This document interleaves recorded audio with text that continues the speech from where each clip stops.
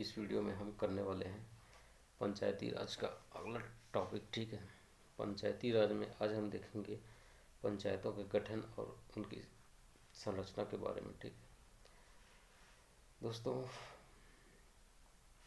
पंचायती राज व्यवस्था को, जैसे आपको पता है, इसको 3 स्तरों पर पंचायती राज व्यवस्था में 3 स्तर पाए जाते हैं। ठीक है, ग्राम पंचायत, फिर जनपद पंचायत, उसके बाद जिला पंचायत स्तर पे। ठीक, तो इनमें किस प्रकार से पंचायतों का गठन किया जाता है और कितनी जनसंख्या पर गठन किया जाता है, कौन कौन से यहाँ पदेन सदस्य होते हैं। ठीक है, इस सभी बातों पे हम चर्चा करेंगे। ठीक, सबसे पहले हम देखेंगे ग्राम पंचायत। ठीक है, ग्राम पंचायत का जो गठन है वो एक ग्राम पंचायत का गठन लगभग 1000 की जनसंख्या पर एक ग्राम पंचायत का गठन किया जाता है। ठीक, 1000 की जनसंख्या पर एक ग्राम पंचायत का गठन किया जाता है, जहाँ पे दोस्तों कम से कम न्यूनतम यानी कम से कम 10 वार्ड होने चाहिए और अधिकतम 20 वार्ड हो सकते हैं। सामान्य शब्दों में 10 से 15 होने चाहिए, लेकिन कम से कम 10 और अधिकतम 20 वार्ड एक ग्राम पंचायत में होने चाहिए। ठीक है दोस्तों, और वार्ड का जो प्रमुख होता है उसे पंच कहा जाता है। क्या कहा जाता है? पंच कहा जाता है ना। इस प्रकार अधिकतम 20 और न्यूनतम 10 पंच एक ग्राम पंचायत में अधिकतम 20 और न्यूनतम 10 पंच हो सकते हैं। और दोस्तों, एक जो वार्ड होता है ना, एक जो वार्ड होता है उसकी जनसंख्या, एक वार्ड में कम से कम 100 की जनसंख्या तो होनी ही चाहिए। ठीक, कितनी? 100 की जनसंख्या, 100 की जनसंख्या एक वार्ड में होनी चाहिए ग्राम पंचायत के अंतर्गत। ठीक है, उसके बाद हम देखते हैं जनपद पंचायत में। ठीक, जनपद पंचायत का गठन दोस्तों 50,000 की जनसंख्या पर एक जनपद पंचायत का गठन होता है। एक जनपद पंचायत का गठन। ठीक, हम एक जनपद पंचायत का बोल रहे हैं, एक उसके अंतर्गत आने वाले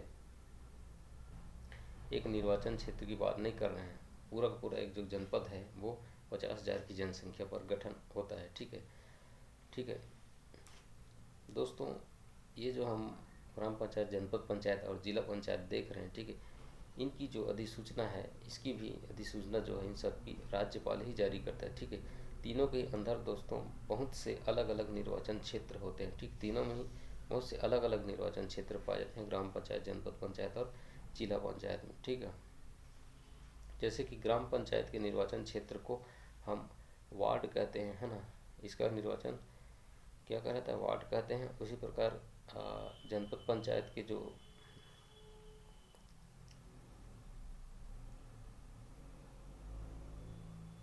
है ना, जो ग्राम पंचायत है वो जनपद पंचायत के अधीन आता है और जनपद पंचायत है जो है वो जिला पंचायत के अधीन आता है ना। लेकिन दोस्तों प्रत्येक का अपना अलग अलग निर्वाचन क्षेत्र होता है। ग्राम पंचायत का अलग निर्वाचन क्षेत्र, जनपद पंचायत का अलग निर्वाचन क्षेत्र और जिला पंचायत का अलग अलग निर्वाचन क्षेत्र होता है एक एक जिला पंचायत में। ठीक दोस्तों, जनपद पंचायत की हमने जैसे बात की तो हमारे 50,000 की जनसंख्या पर 50,000 की जनसंख्या पर एक जनपद का निर्माण होता है, लेकिन 5,000 की जनसंख्या पर उस जनपद में एक निर्वाचन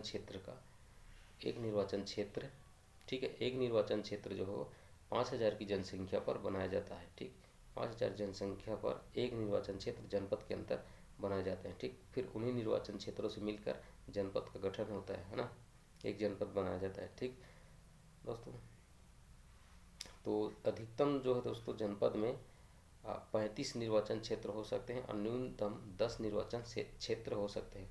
ठीक है, एक जनपद में अधिकतम 35 और न्यूनतम 10 सदस्य हो सकते हैं, जनपद सदस्य, है ना।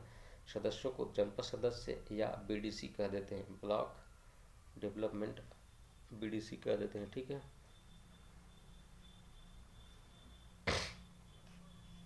ठीक है दोस्तों, उसके बाद हम देखते हैं जिला पंचायत के बारे में। प्रत्येक जिला में जिला पंचायत का गठन होता है ना। इसका भी क्या होता है? अलग अलग इसका भी क्या होता है? अलग अलग निर्वाचन होता है ना। दोस्तों, जिला पंचायत निर्वाचन क्षेत्रों की जो अधिसूचना है, इसके अनुसार जिला पंचायत में अधिकतम 35, ठीक है, अधिकतम 35 और न्यूनतम 10 जिला पंचायत सदस्य होते हैं, डीडीसी। ठीक है, जिन्हें डीडीसी कह देते हैं, शॉर्ट में डीडीसी। ठीक है, अधिकतम 35 और न्यूनतम 10। लेकिन दोस्तों यहाँ पे हमने एक मिस्टेक कर दिया, जनपद पंचायत में अधिकतम 25 और न्यूनतम 10 होता है, ठीक है। जनपद में न्यूनतम 25, कम से कम 10 सदस्य होने चाहिए। जनपद के जो जनपद पंचायत के अंतर्गत जो निर्वाचन क्षेत्र है ना, उसमें अधिकतम 25 और न्यूनतम 10 जनपद सदस्य होने चाहिए। वही जिला पंचायत में अधिकतम 35 और न्यूनतम 10 सदस्य होने चाहिए, ठीक है। ठीक है दोस्तों। और जो जिला पंचायत है दोस्तों, इसकी जो एक निर्वाचन क्षेत्र है दोस्तों, वो 50,000 की जनसंख्या पर एक निर्वाचन क्षेत्र का गठन एक निर्वाचन क्षेत्र का गठन किया जाता है। जिला पंचायत के एक निर्वाचन क्षेत्र में कम से कम 50,000 की जनसंख्या होनी चाहिए एक एक निर्वाचन क्षेत्रों में, ठीक है। और दोस्तों जो जिला पंचायत है, ठीक है, जिला पंचायत है दोस्तों, लगभग एक जिला पंचायत 5 लाख की जनसंख्या पर 5 लाख की जनसंख्या पर गठित होता है, ठीक है। कितना? 5 लाख की जनसंख्या पर। वही जनपद पंचायत जो है 50,000 की जनसंख्या पर एक जनपद बनता है।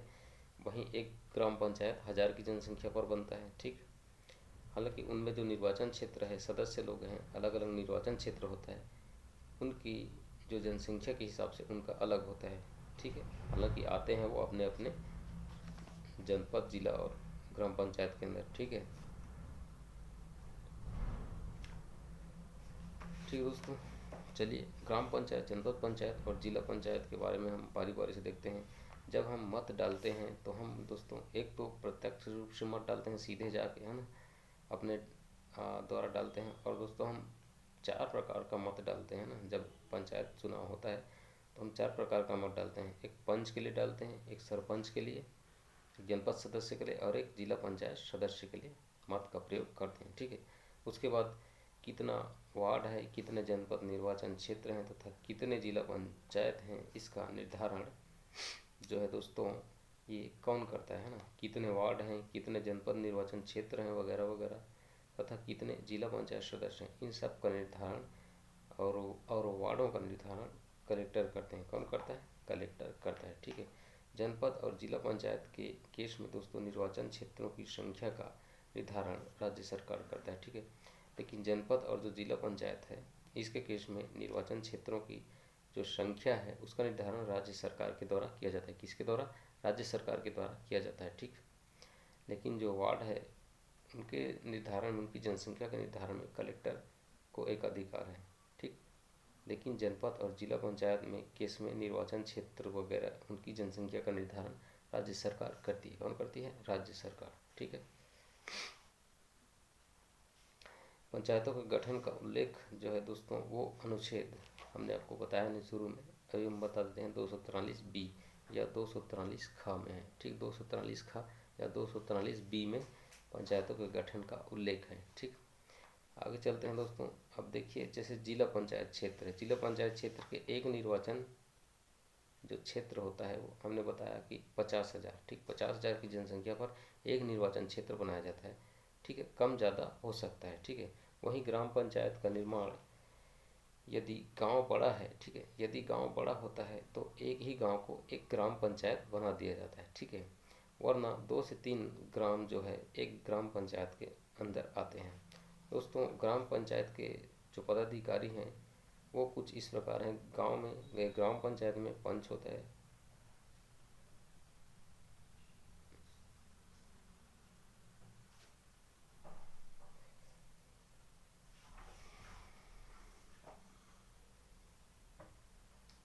क्या है, ठीक। ग्राम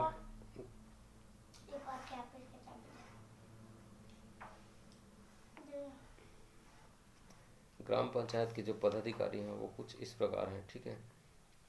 पंच, उपसरपंच व सरपंच तथा ये प्रतिनिधि भी कहे जाते हैं, ठीक है। दोस्तों यहाँ पे जो उप सरपंच है जो ग्राम पंचायत में, ये अप्रत्यक्ष तौर पे नियुक्त होता है, यानी इसका चुनाव जो चुने हुए सदस्य होते हैं वो करते हैं, ठीक है। तो हमने जिला देख लिया, जनपद देख लिया, ग्राम पंचायत देख लिया। अब कुछ थोड़ी बातें जनपद पंचायत के बारे में देखते हैं। जनपद पंचायत, ठीक है। यहाँ पे जनपद पंचायत सदस्यों को बीडीसी भी कहा जाता है। इन्हें हम प्रत्यक्ष रूप से चुनते हैं ना, जो जनपद सदस्य होता है इन्हें प्रत्यक्ष रूप से चुना जाता है। लेकिन यहाँ उपाध्यक्ष और अध्यक्ष जो होते हैं जनपद में, इनको अप्रत्यक्ष रूप से चुनते हैं, यानी जो प्रतिनिधि चुने होते हैं वो अपने में से चुनते हैं। सदस्य ही अपने में से अध्यक्ष और उपाध्यक्ष का चुनाव करते हैं, ठीक है। इसीलिए जनपद पंचायत के अध्यक्ष और उपाध्यक्ष का जो निर्वाचन है वो अप्रत्यक्ष रूप से होता है, ठीक है। सेम प्रक्रिया जिला पंचायत में भी होती है ना। हम सदस्यों को चुनते हैं, लेकिन जो सदस्य होते हैं वो अपने में से जिला पंचायत अध्यक्ष और उपाध्यक्ष निर्वाचन करते हैं अप्रत्यक्ष रूप से, ठीक है। फिर दोस्तों, जनपद पंचायत और जिला पंचायत में हमारे निर्वाचित जो सदस्य हैं, सदस्यों के अलावा हमें यहाँ पे देखना है कुछ पदेन सदस्य भी यहाँ पे होते हैं, ठीक है। कि क्या होते हैं? पदेन सदस्य होते हैं। जैसे कि ग्राम पंचायत में जो उप सरपंच है, इसके उप सरपंच अलग से कोई पद नहीं है, ठीक है। जो अपने यहाँ जो उप सरपंच है दोस्तों रहता है, ये कोई अलग से पद, इसका वर्णन अलग से पद का नहीं है, रखा नहीं गया है। इसे सिर्फ सदस्यों द्वारा चुन लिया जाता है कि भाई आप उप सरपंच के रूप में ये वार्ड का आप पंच ही हैं, उप सरपंच का कोई अलग से वो नहीं है, ठीक है। आप उप सरपंच के रूप में ऐसा देख सकते हैं। बाकी इतना कोई खास बोला नहीं गया है उप सरपंच के बारे में, ठीक है। हमारे द्वारा चुने हुए, मतदान द्वारा चुने हुए को हम निर्वाचित सदस्य कहते हैं, ठीक। जैसे कि हमने किसी को चुना, ठीक है, मतदान के द्वारा हमने किसी को चुना, ठीक। तो जो चुना हुआ है उसी को हम निर्वाचित सदस्य बोल देते हैं। जो चुन कर आए हैं उसी को निर्वाचित होकर आए हैं निर्वाचन से, चुनाव से, ऐसे करके, ठीक। फिर अब देखते हैं पदेन सदस्य का मतलब क्या होता है। तो दोस्तों, जो पदेन सदस्य का मतलब ये होता है, ये निर्वाचित होकर तो नहीं चुने गए हैं, है ना। ये निर्वाचित होकर तो अपने यहाँ से नहीं आए भाई, ठीक। जो बाहर से का आता है ना, निर्वाचित नहीं रहता वो, ठीक है, वो एक नामित होता है, ठीक है। जैसे कि पदेन सदस्य का मतलब ये है कि ये निर्वाचित तो नहीं चुने गए हैं, है ना। मान लो जनपद पंचायत में, ठीक, लेकिन किसी पद के चलते ये पदेन सदस्य कहलाते हैं ना। अगर किसी पद पर हैं तो उसके द्वारा उन्हें पदेन सदस्य दूसरी जगह बना दिया जाता है, ठीक। जैसे भारत का उपराष्ट्रपति है ना, जैसे क्या है, भारत का उपराष्ट्रपति है, ये क्या है, राज्यसभा का पदेन सभापति होता है। और जब तक वो उपराष्ट्रपति रहता है ना, जब तक वो उपराष्ट्रपति रहता है, राज्यसभा का पदेन सभापति वो बना रहता है, ठीक है। तो देखो इस प्रकार होता है पदेन सभापति, वो नामित रहता है कि भाई वो यहाँ का पदेन सभापति रहेगा। भले वो उपराष्ट्रपति का भी मेन काम उसका उपराष्ट्रपति का काम करना है, लेकिन वो पदेन सभापति होता है राज्यसभा का। इसी प्रकार जनपद और जिला में भी पदेन सदस्य पाए जाते हैं, ठीक है। जनपद पंचायत में देखते हैं कौन कौन से जो हैं वो पदेन सदस्य हो सकते हैं, ठीक है। विधायक, सबसे पहले यहाँ पे देखते हैं विधायक, ठीक है। विधायक दोस्तों ऐसा विधायक होना चाहिए जिनका जो विधानसभा क्षेत्र है, ठीक है, जिनका जो विधानसभा क्षेत्र है वो अंशतः या पूर्णतः, थोड़ा बहुत या पूरी तरीके से उस जनपद क्षेत्र में पड़ता हो, ठीक है। उस जनपद क्षेत्र में पड़ता हो, उस विधायक का जो क्षेत्र है वो अंशतः या पूरी तरह से, ठीक है। लेकिन उनका जो क्षेत्र है ठीक है, वो पूरी तरह नगरीय क्षेत्र वाला नहीं होना चाहिए। जो विधायक का क्षेत्र है वो पूरी तरह से नगरीय क्षेत्र नहीं होना चाहिए, नगर वाला क्षेत्र। और उनका जो क्षेत्र है वो उस जनपद पंचायत के अंशतः या पूर्णतः पड़ता हो, ठीक, जिस जनपद पंचायत में वो पदेन सदस्य हो रहा है, ठीक है। इसके अलावा जो सरपंच है इस जनपद पंचायत क्षेत्र के अंतर्गत आते हैं, ठीक है। सरपंच लोग भी पदेन सदस्य होते हैं जनपद पंचायत के, ठीक। इसके अलावा जनपद पंचायत का क्षेत्र का एक जनपद तक सीमित होता है, मगर दोस्तों विधानसभा क्षेत्र में अनेक जनपद आते हैं, इसलिए एक विधायक 2 या 3 विधानसभा क्षेत्र में अनेक जनपद आते हैं, है ना। इसलिए अधिक जनपद पंचायतों के पदेन सदस्य कहलाते हैं। हाँ देखो, अब एक विधानसभा जो क्षेत्र होता है ना, एक विधानसभा क्षेत्र, उसके अंतर्गत कई जनपद क्षेत्र आ जाते हैं, है ना। क्या होते हैं, अनेक जनपद आ जाते हैं। इसीलिए जो विधायक होते हैं वो 2 या 3 या 4 जनपदों का भी पदेन सदस्य हो सकता है, ठीक है। और अधिक जनपद पंचायतों के पदेन सदस्य वो हो सकते हैं, कौन, विधायक लोग, ठीक है। इसके अलावा हमने बताया सरपंच भी जनपद के पदेन सदस्य होते हैं, है ना, मगर ये कुल सरपंचों के 1/5 या 20% ही जो सरपंच होते हैं वो जनपद पंचायत के पदेन सदस्य बन पाते हैं, वो भी चक्रानुक्रम में, यानी बारी बारी से। यानी कि प्रत्येक वर्ष अपने जनपद क्षेत्र के पदेन सदस्य ये लोग कहलाएंगे सरपंच लोग। 1/20% होता है वो सिर्फ ठीक टोटल का, है ना।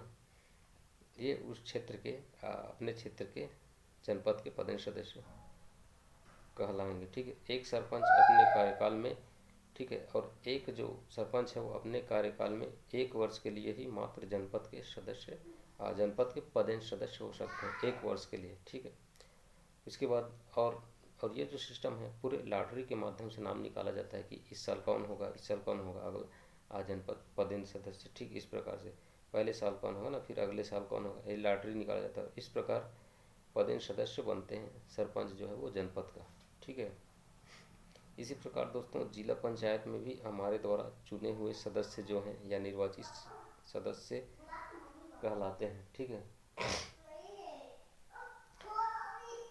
ठीक है दोस्तों, इस प्रकार जिला पंचायत में भी हमारे द्वारा चुने हुए सदस्य या निर्वाचित सदस्य रहते हैं, है ना। और जो अपने पद के चलते पदेन सदस्य कहलाते हैं, है ना।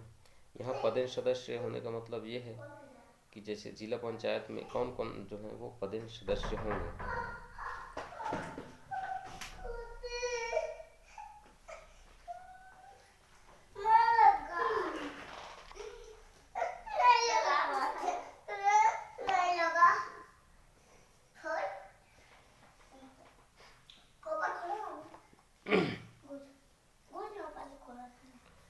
ठीक है, तो इस प्रकार जिला पंचायत में भी पदेन सदस्य होंगे। जैसे कि यहाँ पे पदेन सदस्य कौन होंगे, यहाँ पे होंगे लोकसभा और राज्यसभा के सांसद, ठीक है। लोकसभा और राज्यसभा के सांसद यहाँ पे पदेन सदस्य होंगे। जिला पंचायत क्षेत्र के विधायक भी पदेन सदस्य होंगे, ठीक। इसके अंदर आने वाले जनपद पंचायत अध्यक्ष, ठीक, इसके अंदर आने वाले जनपद पंचायत का जो अध्यक्ष वगैरह है वो भी जिला पंचायत में पदेन सदस्य होंगे, ठीक है। लोकसभा सांसद का जो क्षेत्र है उस जिला पंचायत क्षेत्र के अंतर्गत पूर्णतः या अंशतः पड़ता हो, ठीक है, वो ऐसे में यहाँ के जिला पंचायत के पदेन सदस्य होंगे, ठीक है। और एक सांसद जो है उसको 2 या अधिक जिला पंचायत का पदेन सदस्य हो सकता है, क्योंकि उनकी जो लोकसभा क्षेत्र है उसके अंदर भी कुछ जिला पंचायत आते हैं, पूर्णतः या अंशतः आते हैं। लेकिन जो यहाँ पर ये भी शर्त है कि पूर्णतः नगरी यहाँ पर भी वो जिला पंचायत नहीं होना चाहिए, ठीक है।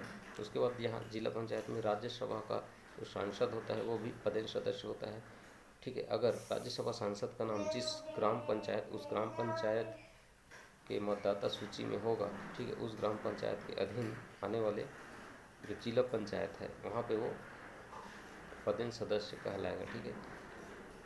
जिस जिला पंचायत में वो सदस्य बन रहा है, ठीक है ना, वहाँ पे जो ग्राम पंचायत है, ठीक, उसकी मतदाता सूची में अगर उस मतदाता सूची में अगर उसका नाम है, उस सांसद का नाम है, उस राज्यसभा सांसद का नाम है, तो वो उस जिला पंचायत का पदेन सदस्य होगा, ठीक है दोस्तों। और जनपद पंचायत अध्यक्ष का भी पदेन सदस्य हो जाएगा ये, है ना। और जनपद पंचायत का जो अध्यक्ष होता है ना, ये भी पदेन सदस्य होंगे। जितने जनपद पंचायत अध्यक्ष होते हैं दोस्तों, ठीक है, उस जिला पंचायत के जो अंदर आते हैं वो सभी जो जनपद पंचायत के अध्यक्ष हैं ये सभी जिला पंचायत के पदेन सदस्य भी होते हैं। तो ये हो गया जिला पंचायत का भी पदेन सदस्य, ठीक है। तो हमने पदेन सदस्य भी देख लिया, ठीक। इस वीडियो को आप 2-3 बार देखेंगे तो आपको रिवाइज हो जाएगा, बातें समझ में आने लगेंगी, ठीक। हमने ग्राम पंचायत में तो होता नहीं पदेन सदस्य, जनपद और जिला में होता है, ठीक है। तो जिला में हमने बताया जैसे कि यहाँ पे पदेन सदस्य होंगे सांसद लोग, लोकसभा और राज्यसभा के सांसद भी जिला पंचायत में पदेन सदस्य होंगे। इसके अलावा जिला पंचायत क्षेत्र के जो विधायक हैं ना वो, ठीक है। और इसके अंदर आने वाले जनपद पंचायत के जो अध्यक्ष हैं वो भी होंगे, ठीक है। किस प्रकार होंगे वो हमने आगे बताया, ठीक है। तो इस वीडियो में इतना ही।